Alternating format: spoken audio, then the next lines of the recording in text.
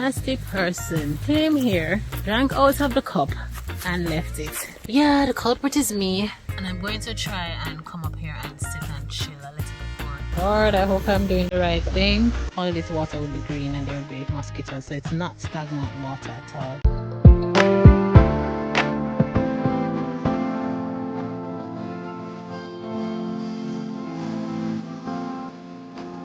Good morning. I am back on the farm. This is after doing all the clearance. All them things here on the ground, we'll be cutting them up today, or starting to cut them up today, and then packing the coal skill. So we're just gonna start with using the power saw. So this morning I had to take the chainsaw.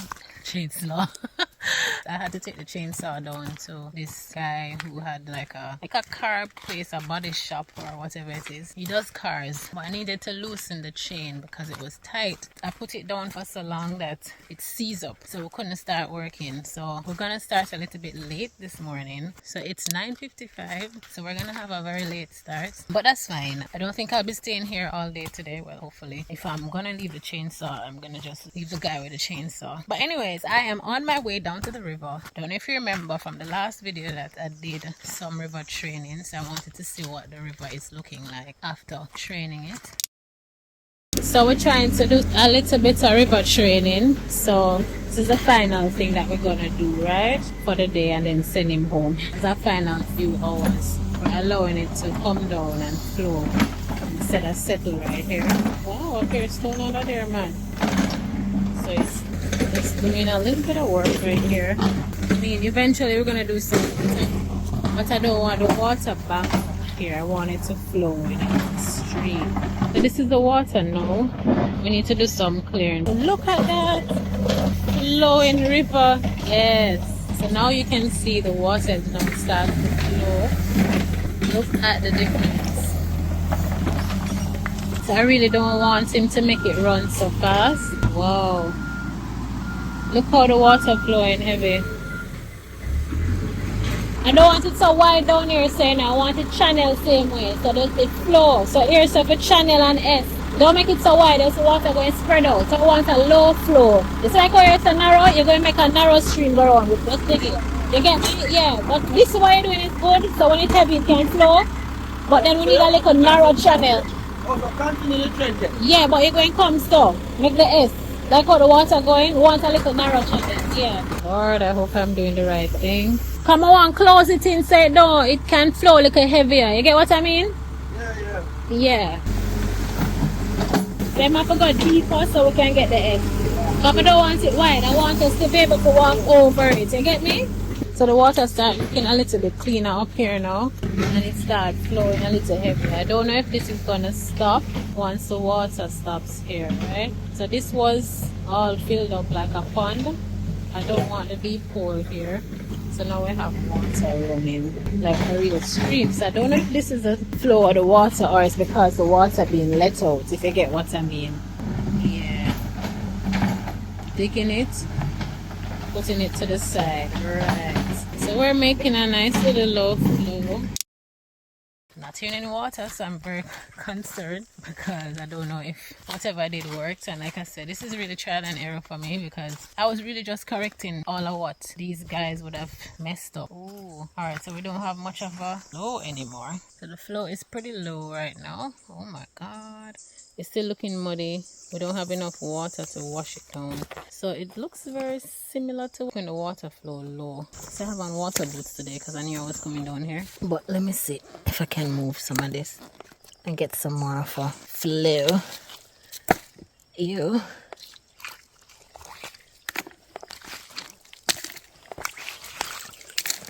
God, I have to be using my hand to do this. And then I'm gonna move this one. Oh, it's so nasty. There you go. So now I need to do that with the next one, just so that we have a little flow. I think the backhoe guy did a very messy job. Even not too good at all, because he was rushing, and that's why I didn't bother allowing him to do the rest of what I wanted to do, because when people are rushing and they do your work, they do a really messed up job, and I don't want to. Right, there you go. So the water sounds like it's kind of moving here now, as opposed to, look, see, it's right here, it's running underground. I don't know why would he do this. He did a horrible job. So we're gonna have to fix right here. Get the guys to use a shovel and just fix there. We need to pack some stones so the water is flowing good right here. But he made a mess of here because all of these stones should not have been here. But anyway, let me walk up the top and see what that little hole is looking like. So I can walk in the water because I have on my boots today. So this is how he left it, right? All of this on the side. So we need some stones. So we need to take out some of these stones. We need to do some packing on the side to kind of keep the edges from being eroded. So yeah, like I imagined, up here is still good. But you can see where it definitely needs like a proper channel and to kind of fix the edges right here. So it is flowing a little better up here. But then he created an issue down there. Boy, I tell you. Alright, so I'm going to walk up the channel a little bit just to the corner here. Usually I can't walk here because the water is usually all the way up to here. But I want to take out some of this sand and build back the bank in here. You can see how it's eroded. So whenever there is like a heavy flow, like when I'm say the river come down, right here, so man, right here. See how it erode? So we need some boulders along here. I'm supposed to be getting some boulders. And so I'm trying to decide where is the best place to focus on in terms of restoration. Because restoration can't happen from down there, to be honest. It has to happen coming up. But if you look at all of these, we just need to clean these up. I'm going to send the guy around here with a chainsaw and let him just clean up these things, take them out of the water and see if... I think this is a mango tree above me. But yeah, we need to clear out...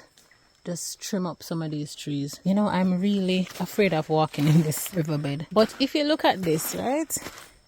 So that we need a proper flow. You see water right here? But you can't seem to see where the water connects. So the water is clearly running underground. As opposed to... Yeah. See? You can see a little ripples right here. See the little ripples? And then you can see all of the dead leaves. Then we have another little deep hole section. Around here looks nice, and I think we need to put some fish in here. Some little tiki-tiki. I don't know what you guys call it, but we call them tiki-tikis. Some little tiny fish.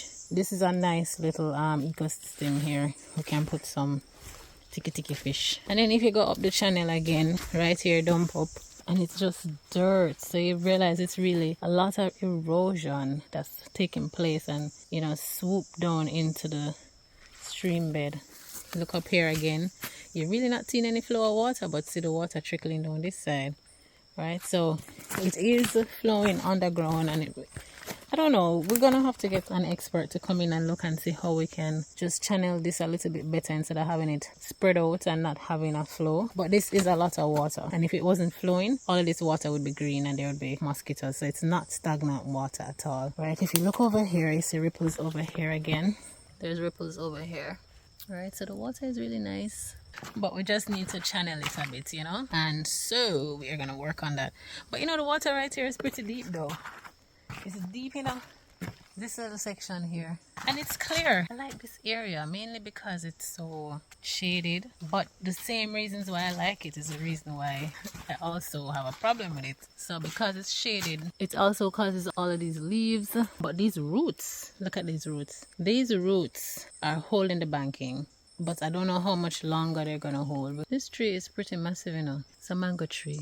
It's so massive. But yeah, so there are a lot of big trees along here holding this banking. So I don't know what we can probably plant some river grass, or I'm gonna find out the name of those. But you know those grass that you put this along the side of rivers, they hold the soil in. So that way the water don't have to be so dirty, full of too much sediment.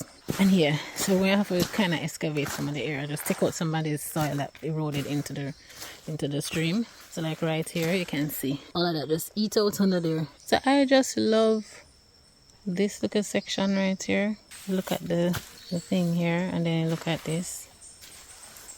These little trees. I'm gonna do it from, ooh, I think this is called wild cocoa. And then this one here. So pretty. Hey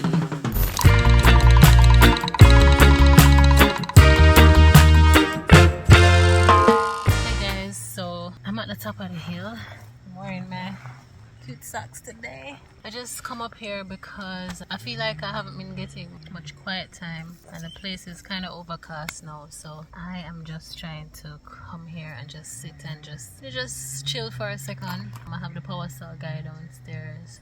Yeah, but downstairs. Oh my god, I'm tired. Power saw man, he is down the hill and he's cutting up the lumber that's there from, is it lumber? No, it's just wood for coal. So he's cutting up those so that we can do the coal, because we did make the coal skill. So he's working on that now, and I feel like I need some, some chill time, some alone time, some be still time, because I've been getting up at like 4 a.m. in the mornings to get over here. I should film like I guess I get ready with me to go to the farm, so you guys can see how hectic it is to come over here. I really wanted to take the dogs today, but I was just not in the mood for packing them up and doing all of that, and I didn't know what it would be like in terms of what the place was going to look like after it dries down, after the clearing. So I'm like, let me come, let them cut up some of the wood and make the place a little bit more accessible. But next time though, I'm definitely going to carry them, and I'm going to try and come up here and sit and chill a little bit more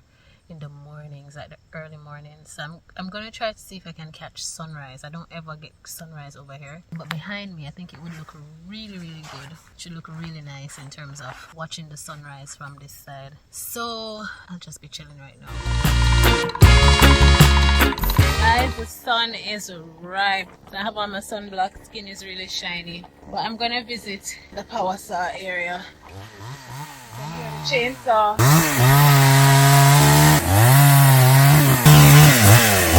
So here we are, chop up some already. So it started off. Ooh, this is nice. This is one of the Kashamaka trees.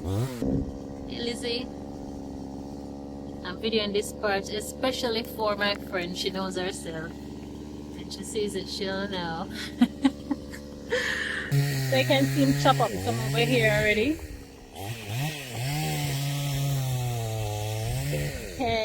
Okay. Alright, so the time is too hot, so I'm going to dress for the... Well, my pants is good, but up here I have on sunblock and everything, but my arms feel like they're burning, so I'm going to put this on. I have on my waistband as well. Alright, so I'm up the top now. Came around and cut up as much as he could, but we're going to have to cut up all of those, those little fine parts of the tree, little whisk. The little fine branches, alright?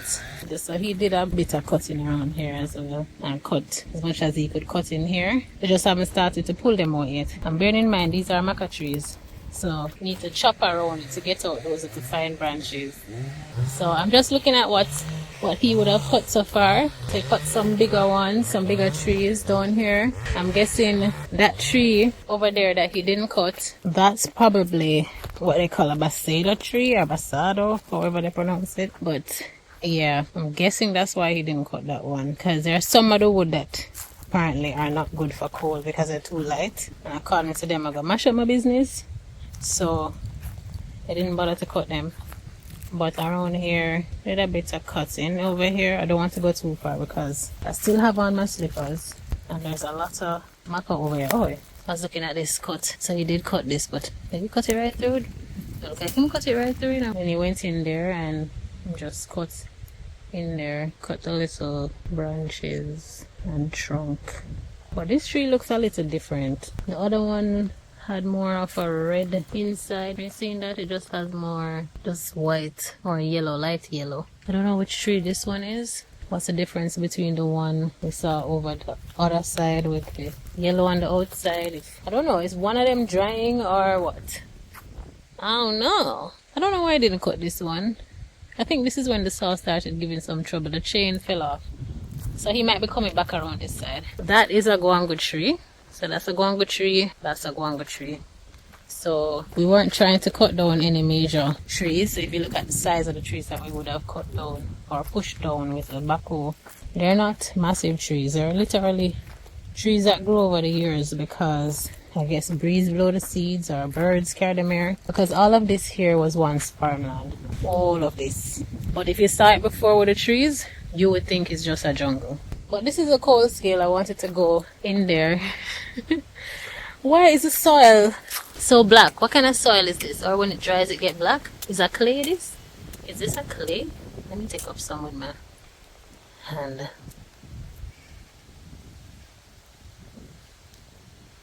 This is just dirt, or maybe they burned coal here before. Why is the place looking like this? It looks kind of ashy, right? But it more looked like this when it was just dug out. So I'm not sure. So now let me take you inside the coal scale and see if you can see from my perspective.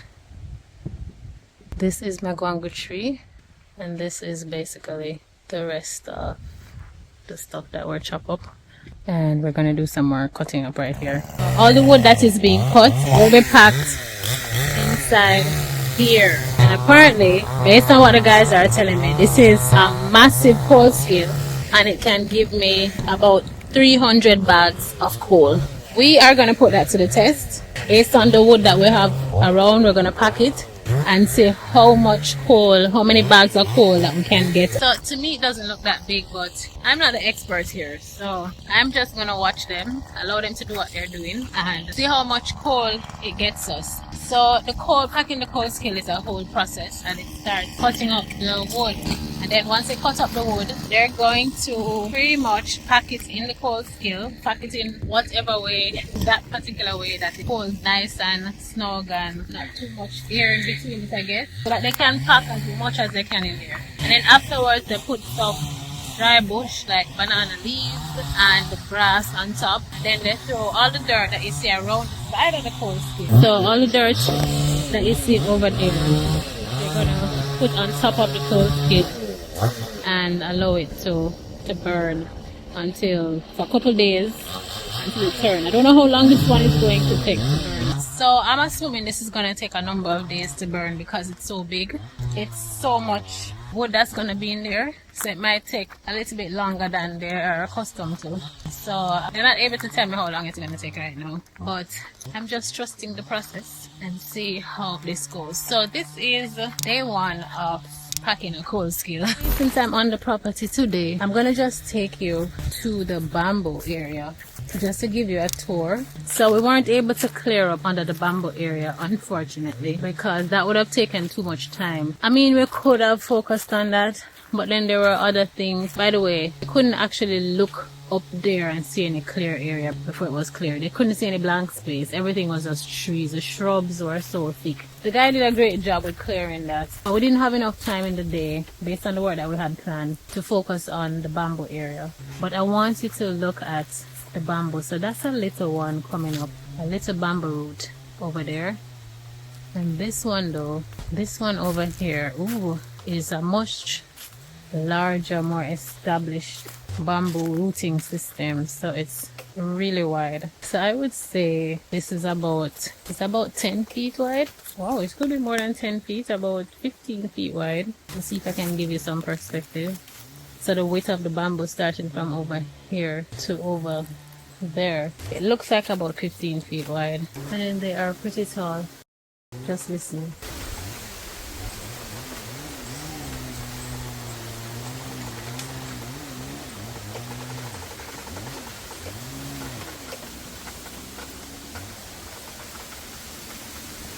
I don't know if you can hear the creaks, but I have like a love-hate relationship with the creaking of the bamboo. Kind of sound creepy, but at the same time it also sounds good. Like, it's nice to listen to. But you see, if you hear that bamboo and you don't realize that is it, like sometimes I think there's something in the bamboo, between the bamboos, like really creepy. Like, is there somebody in there? It sounds like it's breaking. I don't know. And this is an earth drain. Let's see if I can give you an idea of the terrain here.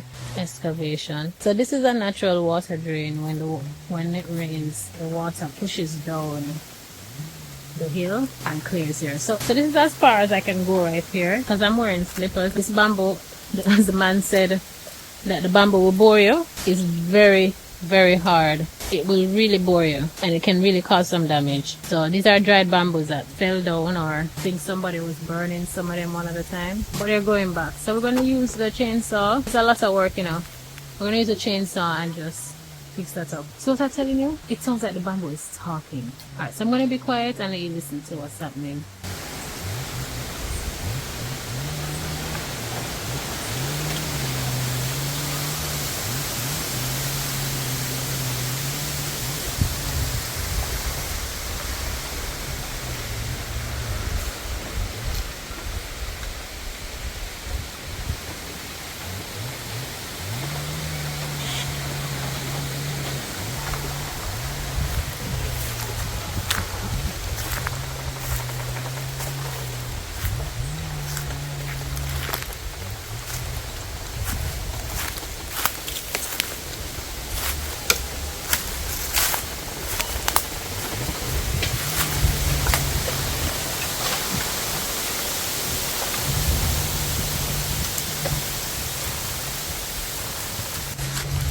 So if it wasn't for these cows and their food, can you see that?